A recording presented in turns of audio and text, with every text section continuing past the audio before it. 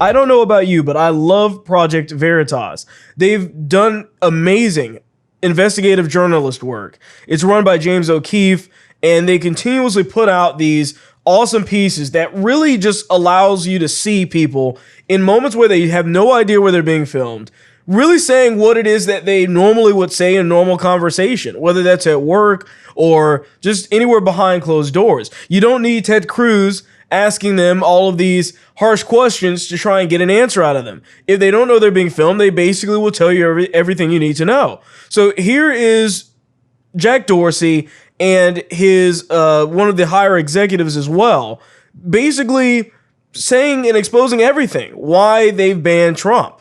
We do intend to do a full retro, as I said in my note. It is going to take some time. And then the other thing, just to close out a little bit, we are focused on one account right now, but this is going to be much bigger than just one account, and it's going to go on for much longer than just this day, this week, the next few weeks. It's going to go on beyond the inauguration. We have to expect that. We have to be ready for that.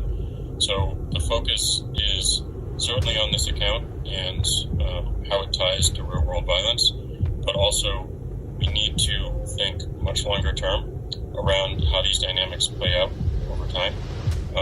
I don't believe this is going away anytime soon, and the moves that we're making today around QAnon, for instance, is one such example of a much broader approach that we should be looking at and going deeper on. So the team has a lot of work and a lot of focus on this particular issue.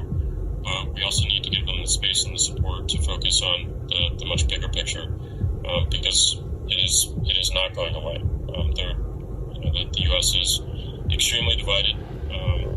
Our platform is showing that every single day, and our role is to protect the integrity of that conversation and do what we can to make sure that no one is being harmed based off that. And that is the focus, and that is the color we're going to provide.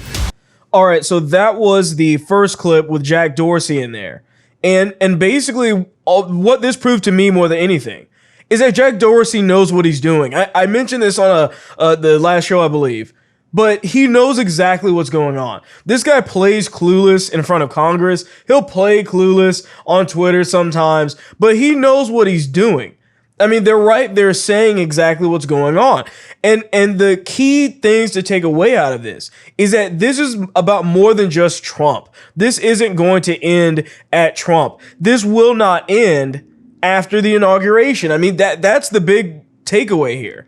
And I said this already. I basically predicted it. But after the inauguration, this isn't going to be over.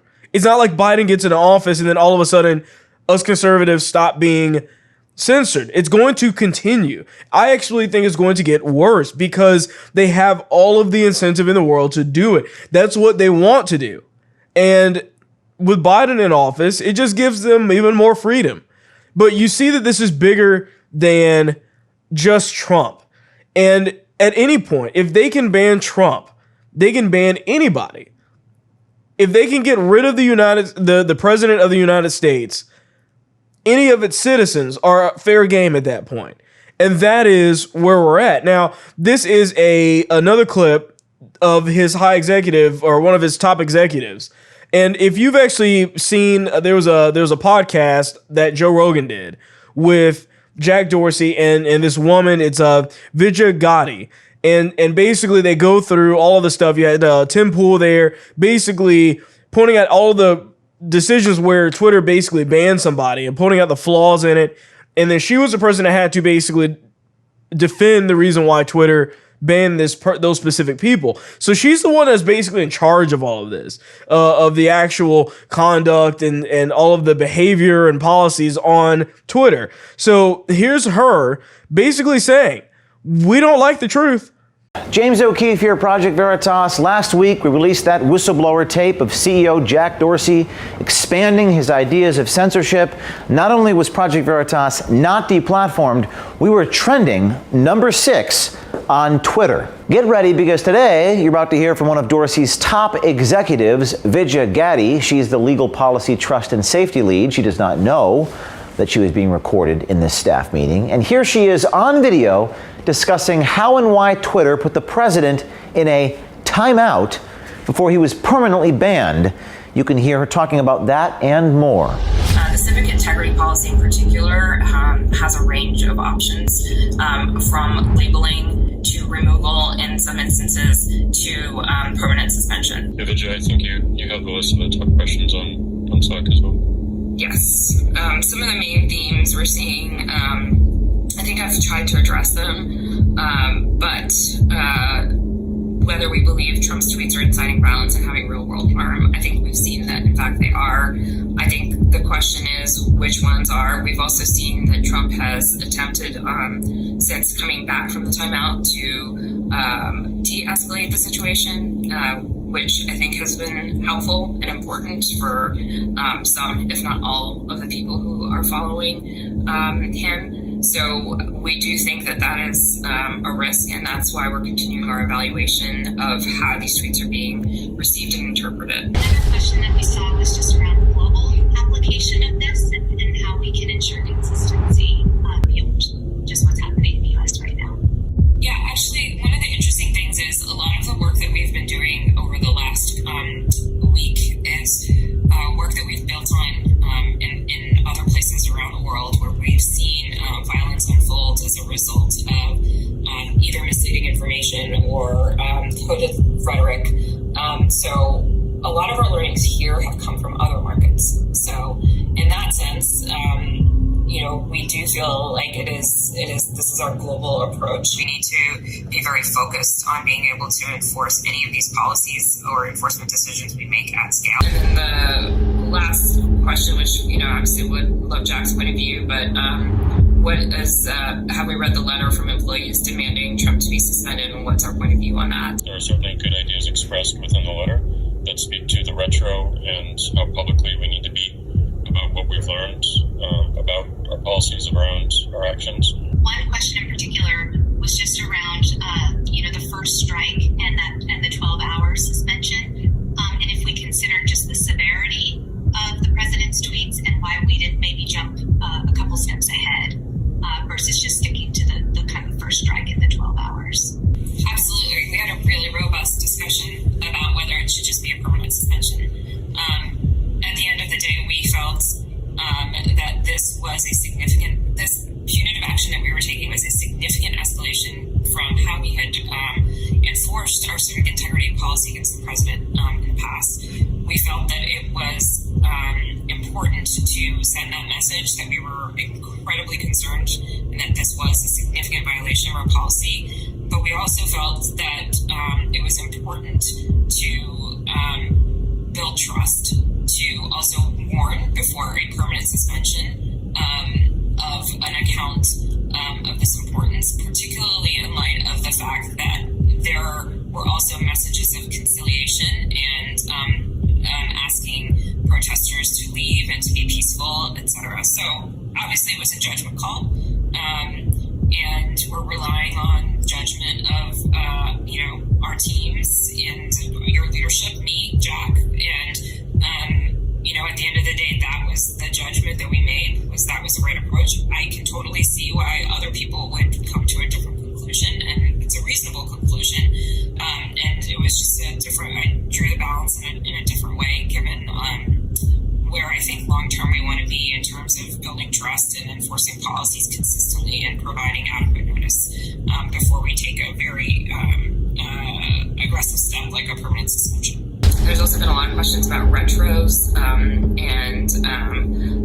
of course we're going to do a retro. I mean, we're in the midst of a retro around the election generally. This will be most definitely folded into it. What we saw Wednesday morning was really concerning to us, obviously. So a small team gathered from Trust and Safety. We were discussing the potential for violence to happen, and we decided to escalate our enforcement of the civic integrity policy and use a label that disabled engagements to stop the spread of potentially inflammatory content, which is the content around election interference, election fraud, stealing the election, that type of thing. We think that the severity of what's happening on the ground, coupled with the information that's contained in the these tweets with misleading information about the election being stolen and massive fraud around the election are what is changing our analysis of how we should enforce this policy.